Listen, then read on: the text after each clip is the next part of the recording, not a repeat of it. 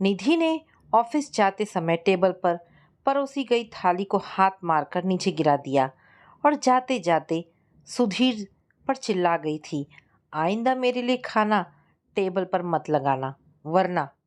हुआ यह कि सुबह निधि ने केवल अपने लिए चाय बनाई थी। सुधीर को बड़ी चिढ़न हुई कि थोड़ी सी और चाय बढ़ाकर बनाई होती तो उसका क्या चला जाता। खैर, ऐसी टुच्ची हरकत तो वह हर रोज ही किया करती है। उसके बाद वह रसोई में घुस गया था। बकायदा दाल चावल के साथ साथ भिंडी, दो प्याजा और आलू गोभी की सब्जी बनाया था। सोचा था कि निधि का मूड दो प्याजे की खुशबू से बदल जाएगा, पर उसकी रसोईगिरी की मशक्कत का अंजाम यह हुआ कि निधि ने सारा खाना ही फर्श पर छितरा दिया। इस घटना के बाद सुधीर का मूड इतना खराब हुआ कि उसने एक दाना भी गले से नीचे नहीं उतारा। उसने बिखरे खाने को बटोरकर डस्टबिन में डाला, फिर बचा खुचा खाना एक पॉलीथीन बैग में डालकर नीचे सोसाइटी के बाहर एक कोने में रख आया। मोहल्ले के कुत्तों को लगातार 3-4 दिन से अच्छी दावत मिल रही थी। बहरहाल सुधीर को उन जानवरों को खाना खिलाकर बेहद सुकून मिलता था। कम से कम वे उसके बनाए खाने को पर्याप्त सामान तो देते थे। सीढ़ियाँ चढ़ते समय ही उसने तय कर लिया कि वह आज भी ऑफिस नहीं जाएगा, बल्कि घर में बैठकर कुछ लिखेगा, पढ़ेगा। कई महीनों से उसने ना तो कोई कहानी लिखी थी, ना ही कोई कविता। शायद कुछ लिखने के बाद उसका मूड भी ठीक हो जाए। इसलिए उसने अपने बॉस मेहता को फ़ोन करके कह दिया, सर, मेरा बुखार अभी तक नहीं उतरा है, मैं आज भी। बॉस मेहता ने उसे एक दिन की और छुट्टी दे दी थी।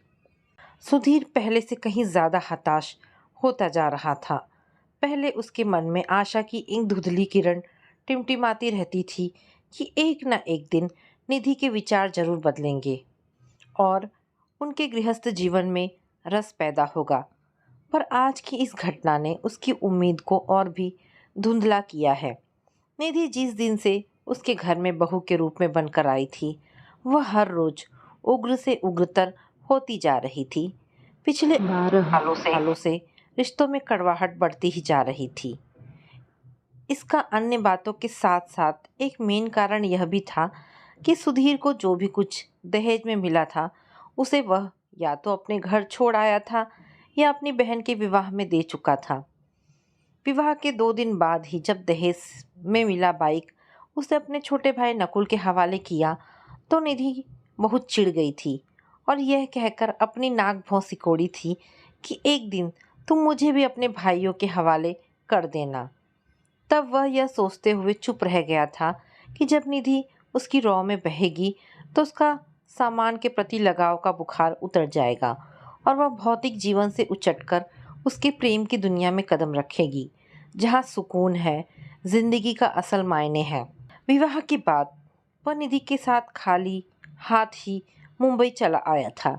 निधि ने चलते चलते कहा भी था कि तुमने दहेज का सारा सामान अपने लालची परिवार वालों को देकर अच्छा नहीं किया।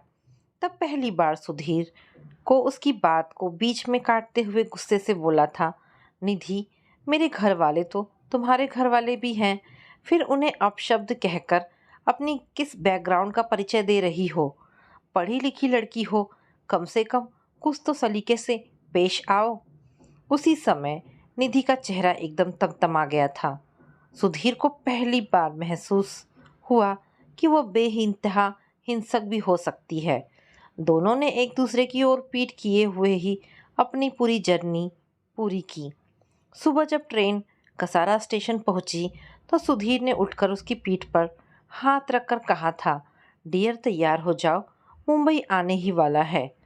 सुधीर ने तब सीट पर बिखरे कंबल, चादर खुद समेटकर बैग और सूटकेस में रखे थे। निधि तो उठकर शीशे के सामने सिर्फ अपने मेकअप को फाइनल टच देने में व्यस्त थी। सुधीर ने अपनी नवविवाहिता बीवी को खुश करने के लिए मुंबई के उसके किराए के फ्लैट में सारे इंतजाम कर रखे थे। कुंवारा रहते हुए भी उसने किचन, बेडरूम और ड्राइंग रूम को ज़रूरी सामान से सुसज्जित करने में कोई कसर नहीं छोड़ रखी थी। लेकिन उसे आश्चर्य हो रहा था कि निधि ने उसके सलीकेदार बंदोबस्त के बारे में एक भी तारीफ भरा शब्द नहीं कहा। समय, दिन, हफ्ते, महीने और साल के रास्ते सरकता चला जा रहा था। 3 साल तक कोई औलाद ना होने का सारा इल्ज़ाम सुधीर को ही झेलना पड़ा, क्योंकि निधि हर किसी को रटा रटाया जवाब देती। लगता है इनमें ही कोई कमी है। सुधीर की दबंग सास जब मुंबई आई तो वह दामाद को बाकायदा ये हिदायत दे बैठी, इस शहर में हमारे रिश्ते का एक डॉक्टर है, तुम उसी से अपना चेकअप और टेस्ट करा लो। उसने कई बे औलादों की किस्मत बदली है। और जब उस डॉक्टर ने अपनी रिपोर्ट में यह बताया कि सुधीर में कोई कमी नहीं है, तो निधि और उसकी सास का चेहरा गुस्से में तमतमा गया। निधि का गुस्सा तब तक खत्म नहीं हुआ जब तक कि वह मेडिकल टेस्ट और इलाज के बाद प्रेग्नेंट नहीं हो गई। पहले बेटे के बाद दूसरी बेटी हुई। अफसोस कि सुधीर के घर वाले दोनों बच्चों के पैदा होते समय वहां नहीं आ सके। निधि ने तो इस बात पर खूब ताने दिए। जब सुधीर सफाई देता तो वह और विस्फोटक हो जाती। सुधीर ने शादी केवल इसलिए की थी कि वह मुंबई में जॉब करते हुए अपने एकाकीपन से तंग हो गया था। उसके लिए घर का काम निपटाकर ऑफिस की ड्यूटी करना भारी पड़ रहा था, वरना तो वह अपनी ज़िंदगी से खुश था। विवाह के बाद जो सुकून मिलना चाहिए था वह सुधीर को कभी नहीं मिला। निधि की परवरिश ही कुछ ऐसे माहौल में हुई थी कि उसके लिए अपने माँ बाप, भाई बहन आदि के अलावा किसी दूसरे से तालमेल बिठा पाना मुश्किल ही नहीं, असंभव सा था। पहले सुधीर निधि के ताना मारने पर अपनी प्रतिक्रिया व्यक्त करता था, जिससे बात बढ़कर लड़ाई झगड़े तक बन जाती थी, और फिर धुआंधार बहस में माहौल इतना गर्म हो जाता कि डाइवोर्स के लिए वकील का दरवाज़ा खटखटाने तक की नौबत आ जाती थी। पर सुधीर बड़े धैर्य से काम लेता था, सो उसने निधि से बहसबाजी करनी छोड़ दी और उसको शांत करने के लिए सारी हिकामत अपनानी शुरू कर दी। सुबह उससे पहले उठकर बच्चों को स्कूल के लिए तैयार करना, सुबह की चाय बनाना और लंच के लिए खाना तैयार करने में उसका हाथ बटाना आदि। लेकिन फिर भी वह निधि के स्वभाव को बदलने में हमेशा असफल ही रहा। निधि सारी हदें पार कर अमर्यादित तरीके से व्यवहार करने लगी थी। बच्चों और पति को झिड़कना और डांटना तो मामूली बात थी। अब तो वह गाली गलौज करने पर आमादा हो गई थी। उसे बेलगाम विस्फोटक होने से बचाने के लिए सुधीर सुबह से ही ऐसे कामों को निपटाने में जुट जाता था जिन्हें करने से निधि जी चुराती थी। उसे संतुष्ट करने के लिए वह अपनी जॉब को भी दांव पर लगा बैठा था। ऑफिस देर से पहुंचना, समय से पहले लौट आना और काम को सीरियसली न लेना उसकी आदत बन गई थी। इतने पर भी निधि को सुधीर की हर चीज़ से शिकायत थी। कई बार सुधीर को एहसास होता था कि वह घर का काम करते करते औरत बनता जा रहा है। उसे यह भी लगता था कि वह अपनी माँ की तरह कोई 70% सहनशील और अंतर्मुखी हो गया है। उसे याद है कि पिताजी की यातनाओं को माँ किस खामोशी से बर्दाश्त कर लेती थी। सुधीर की तंद्रा तब टूटी जब उसके दोनों बच्चे अथर्व और खुशी घर में दाखिल हुए। वे एक ही स्कूल में पढ़ते थे और एक ही बस में साथ साथ आया करते थे। बच्चों को आश्चर्य हो रहा था कि पापा ऑफिस जाने के बजाय आज घर पर ही हैं। दरअसल उन्हें यह पता नहीं था कि आज पापा मम्मी के बीच कुछ ज़्यादा ही बहस छिड़ गई थी। वे तो उनके बीच जंग छिड़ने से पहले ही स्कूल जा चुके थे। अथर्व रोज की तरह सीधे रसोई में गया और वहां खाना ना पाकर भूख से बिलबिला उठा। सुधीर ने उसकी पीठ थपथपाई और बोला, मैं अभी खाने का इंतज़ाम करता हूँ। उसने फ़ोन करके होटल से तुरंत भोजन मंगा लिया और बच्चों के हाथ पैर धुलाते हुए उनका खाने की टेबल पर स्वागत किया। जब दोनों बच्चे अपने कमरे में टीवी पर कार्टून फिल्म देखने में खो गए तो वह रात का खाना बनाने की तैयारी करने में जुट गया। सोच रहा था कि शायद आज निधि का मूड ठीक हो जाए। तभी मोबाइल की घंटी बजी। उसे ये जानकर कोई खास आश्चर्य नहीं हुआ कि निधि के मोबाइल से उसके बॉस सुजीत की आवाज़ आ रही थी और वह अथर्व से बात करना चाह रहा था। मोबाइल पर निधि ने अथर्व को बताया कि वह आज घर नहीं आएगी। सुधीर को ये जानकर बहुत दुख हुआ और उसने खाना बनाने का काम स्थगित करके बच्चों को यह न्यूज़ दिया कि वे आज बाहर होटल में जाकर खाना खाएंगे। होटल से लौटकर सुधीर का मन अशांत था। उसके लिए यह बात अब छिपी नहीं रही थी कि निधि एक तरह से सुजीत की रखैल बन चुकी है। सुजीत उसका बॉस है जो उसका यौन शोषण करता है और बदले में उसकी वे सारी ज़रूरतें पूरी करता है जो वह नहीं कर सकता। वह एक ऐसी स्थिति में नहीं है कि निधि को उसकी अय्याशी के लिए मनचाहे रुपए दे सके। विदेशी सौंदर्य प्रसाधन, कपड़े व घूमने फिरने के लिए उसे एक लग्जरी कार मुहैया करा सके। देर रात तक सुधीर को नींद नहीं आई। वह बेहद मायूस था। उसे निधि के साथ एक ही बिस्तर पर सोए हुए कोई साल भर तो गुजर ही गया होगा। निधि की ताने सुनते हुए जोर जबरदस्ती करके उसके साथ हम बिस्तर होना अब उसे रास नहीं आता था। जी करता था कि वह भी अपनी किसी ऑफिस की लड़कियों के साथ गुलछर्रे उड़ाए, मौज मस्ती में बाकी जिंदगी को हंसी ठट्ठा से गुजार दे। लेकिन वह किसी प्रकार की गलत हरकत करके खुद को या अपने घर को कलंकित नहीं करना चाहता था। उसने घड़ी की ओर सिर घुमाया। रात के 2 बज चुके थे। तभी उसे कुछ याद करके हंसी आ गई।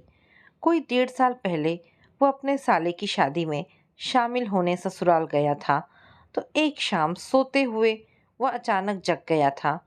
निधि उसके सामने खड़ी अपने रिश्तेदारों से कह रही थी कि आओ, मैं तुम्हें बकरे का मिमियाना सुना रही हूँ। वह तो इस मजाक पर रिश्तेदारों के सामने झेप गया था, पर निधि तो ठठाकर हंस रही थी।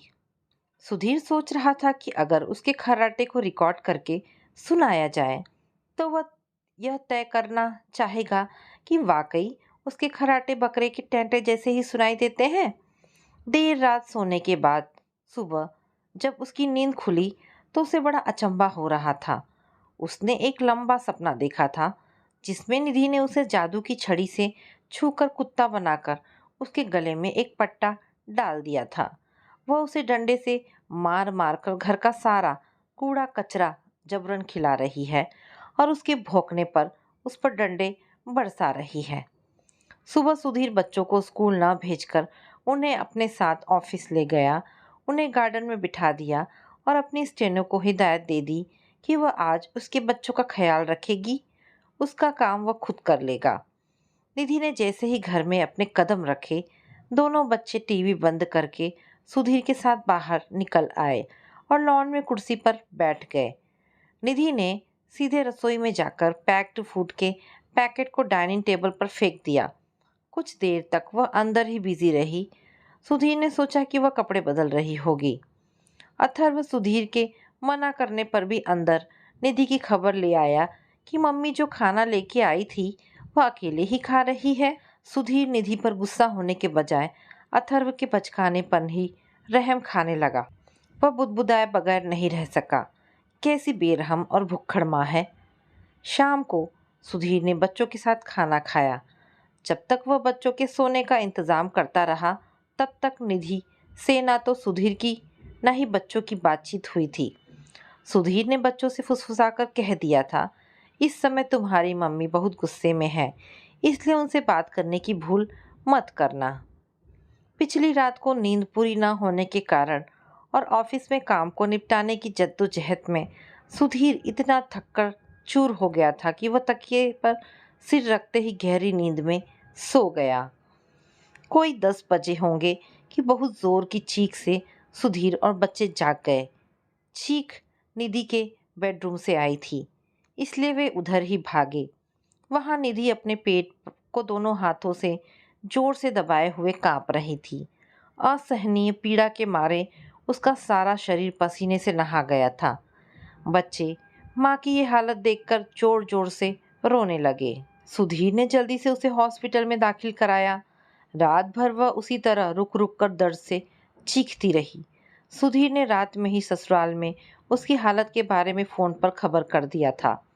सुबह जब उसके फ़ोन करने पर निधि के ऑफिस वाले उसे देखने आए, तब तक सारी मेडिकल रिपोर्टें आ गई थी।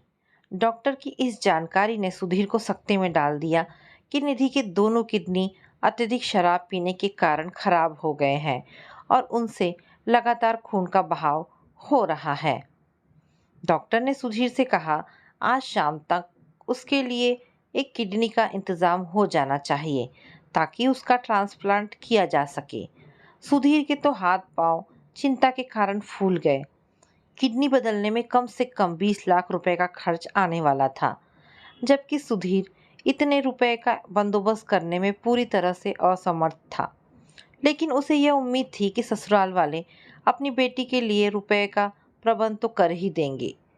दोपहर तक निधि के मम्मी पापा और भाई निखिल पहुंच चुके थे। सुधीर ने उनको हालात से अवगत कराते हुए कहा कि निधि के इलाज के लिए 20 लाख रुपए की जरूरत है। पर आश्चर्य की उसकी सास बड़े बेहुदे ढंग से बोली, अभी तक तुम्हारी दहेज की लालच पूरी नहीं हुई। मेरी बेटी को मौत के मुंह में ढकेल कर भी तुम अपने लालचीपन से बाज नहीं आ रहे हो। निधि के कुछ ऑफिस वालों के समझाने बुझाने पर ससुराल वाले ये मानने को तैयार हुए कि निधि की जान बचाने की कीमत लगभग 20 लाख है। सुधीर के ससुर ने कहा, अरे इतने रुपए की क्या जरूरत है, हम में से कोई अपना किडनी निधि को दे देगा। उनकी बात सुनते ही सुधीर की सास छाती पकड़कर गिर पड़ी। उन्हें आईसीयू वार्ड में भर्ती कराने के लिए स्ट्रेचर मंगाना पड़ा। ससुर ने कहा, मैं तो खुद ही बीपी और शुगर से पीड़ित हूँ। किडनी निकलने के बाद तो बचूंगा ही नहीं। तुम लोग जवान हो, तुम्हारी किडनी ही उसमें ज़्यादा अच्छे से बैठेंगे। आखिर तुम उसके पति जो हो। अभी किडनी के बंदोबस्त के संबंध में बातचीत चल ही रही थी कि निधि का भाई निखिल टहलते हुए दूर निकल गया। जब हताश सुधीर ने निधि के प्रेमी बॉस सुजीत की ओर रुख किया तो वह तेजी से चलता हुआ अपनी कार में बैठकर चला गया। सुधीर ने फिर किसी की ओर नहीं देखा। वह तेज कदमों से चलते हुए डॉक्टर के कमरे में आ गया।